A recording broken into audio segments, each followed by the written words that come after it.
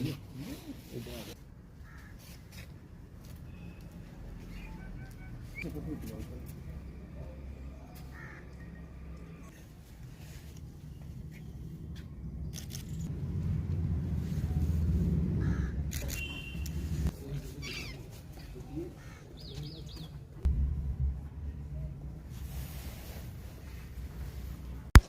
की ये जो प्रेस कॉन्फ्रेंस है पीओजे के विस्थापित सेवा समिति की तरफ से बुलाई गई है।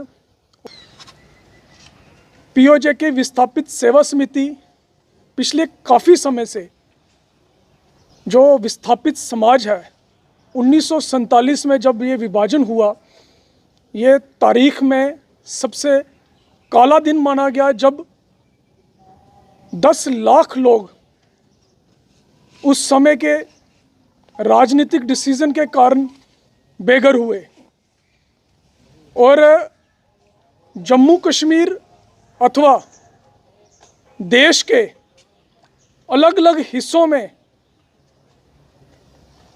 विस्थापित लोग रहने को विवश हुए अपने घरों को छोड़ के। उस संदर्भ में आज ये प्रेस कॉन्फ्रेंस बुलाई गई है और जो ये हमारी सेवा समिति है पिछले काफ़ी समय से लोगों की जो लड़ाई है, लोगों की जो डिमांड है उसको लेके काम कर रही है। आपने देखा होगा 2022 8 मई को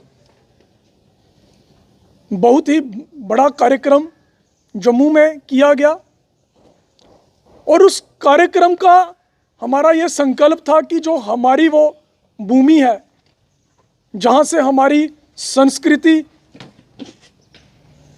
हमारे बुजुर्गों की वो मिट्टी, जहाँ से हम जुड़े हुए हैं, उसको लेने का संकल्प लिया गया। और आज हमारे बीच में पंडित अशोक खजूरिया जी विशेष तौर पे आए हैं। अभी अभी आप सभी के सामने हमने एक कैलेंडर 2023 का जो कैलेंडर है पीओजे के विस्थापित सेवा समिति ने यहाँ पे लॉन्च किया और समय समय रहते हुए जो इशू भी विस्थापित समाज के हम उसे उठाते हैं और कोशिश करते हैं कि उन मसलों का हल हो। आगे इस कैलेंडर के बारे में विशेष तौर पे आपके सामने बात रखेंगे पंडित अशोक खजूरिया जी। आज मैं पीओजे के विस्थापित सेवा समिति को हार्दिक बधाई देता हूं कि पीओजे के विस्थापित सेवा समिति द्वारा ये जो हमारे ऐतिहासिक स्थल जो पीओजे के में रह गए हैं उनका ये 2023 का जो कैलेंडर जारी किया है, ये बहुत ही बड़ी घटना है क्योंकि विस्थापन के 75 वर्ष के बाद इस प्रकार की जो सोच डेवलप हुई है कि जो वहाँ पे मंदिर थे, गुरुद्वारा थे या कोई भी गुरु स्थान थे, उनका कैलेंडर जैसे जनवरी से लेके दिसंबर तक 12 के 12 मास में अलग अलग भिन्न भिन्न जो आज किस परिस्थिति में है, ये इसलिए उन्होंने जारी किया कि एक तो हमारे बच्चों तक ये सोच पहुँचे और वो अपने स्थानों को देखें कि इनकी आज जो दुर्दशा है।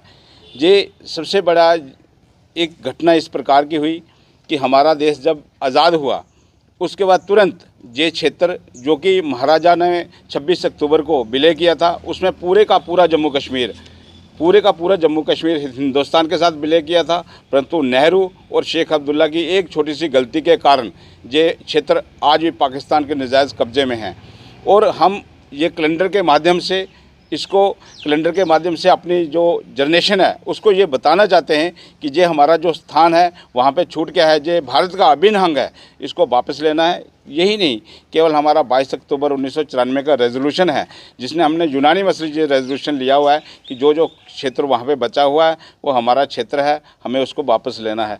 और पीओजे के विस्थापित सेवा समिति जो कि जिस प्रकार अभी दमन जी बता रहे थे कि इस कार्य को लेके बड़ी अग्रणी कार्य कर रही है। जो लोग उस समय पलायन करके आए जो जम्मू में रहे, इसके अतिरिक्त देश के भिन्न भिन्न भागों में लगभग सभी राज्यों में हमारे लोग आज भी विस्थापन की तरह वहीं जी रहे हैं, जैसे राजस्थान में है, यूपी में है, हरियाणा में है, पंजाब में है। तो उन लोगों का यहाँ पे डोमिसाइल बने, उस कार्य को लेके पीओजेके विस्थापित सेवा समिति अग्रणी होकर इस कार्य को कर रही है। हम पुनः एक बार इनको धन्यवाद देते हैं कि इन्होंने ये कैलेंडर जारी करके जो हमारे ऐतिहासिक स्थान वहाँ पे छूट गए हैं उसकी जानकारी समाज को मिले, और हम ये संकल्प भी लें कि उस क्षेत्र को, जो क्षेत्र आज भी पाकिस्तान के नाजायज़ कब्जे में है, उसको वापस लिया जाए। क्या देखते हैं 47 जब वहाँ से हमारे लोग यहाँ पर विस्थापित हुए, हमारे कुछ राजनीतिक पॉलिटिकल रिजर्वेशंस थी, वहाँ पर नुकसान हुआ, लेकिन आज तक जो जम्मू कश्मीर में है, जो अन्य हिस्सों में है, उन्हें पॉलिटिकल रिजर्वेशन नहीं दी गई। जो सीटें वहाँ पर फ्रीज हैं वो यहाँ पर आज तक नहीं खुली। तो क्या देखते हैं कि लोकतंत्र से कितना दूर रखा गया विस्थापित समाज? बिल्कुल, ये बात आप सही कह रहे हैं कि हाँ, ये जो 24 सीटें आज भी जम्मू कश्मीर असेंबली में फ्रीज करके रखी हुई हैं, जो पीओजेके विस्थापित समाज के लिए रखी हुई हैं, उनको मिले नहीं हैं। इस विषय को लेके हम प्रयास कर रहे हैं। हम पिछले दिनों भी माननीय गृह मंत्री जहाँ से आए थे, उनसे हमारा डेपुटेशन मिला है। हमने उनसे बात रखी है कि ये इतने लंबे समय से सीटें रखने का औचित्य क्या है। पहले पूर्व में जो 25 सीटें थी, बाद में एक सीट उनको डिफ्रीज की गई थी और 24 पड़ी हुई हैं, परंतु उन्होंने आश्वासन दिया है कि आने वाली जो भी असेंबली बनेगी उसमें आपके कुछ न कुछ नुमाइंदे वो डिफ्रीज करके जरूर भेजेंगे। अभी हाल ही में डिलिमिटेशन की जो डिलिमिटेशन कमीशन था उसकी एक लिमिट है, वो 90 जो सीटें हैं, 90 सीटें हैं, उन सीटों के लिए वो डिलिमिटेशन कमीशन बना हुआ था।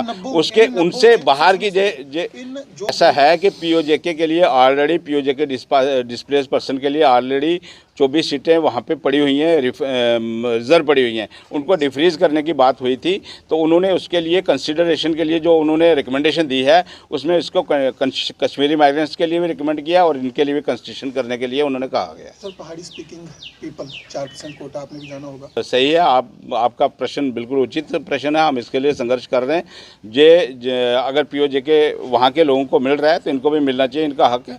अगर ये नहीं मिलेगा तो हम इसको कोर्ट में जाएंगे, जो भी लीगल रास्ता उसके माध्यम से हम इसको लेंगे।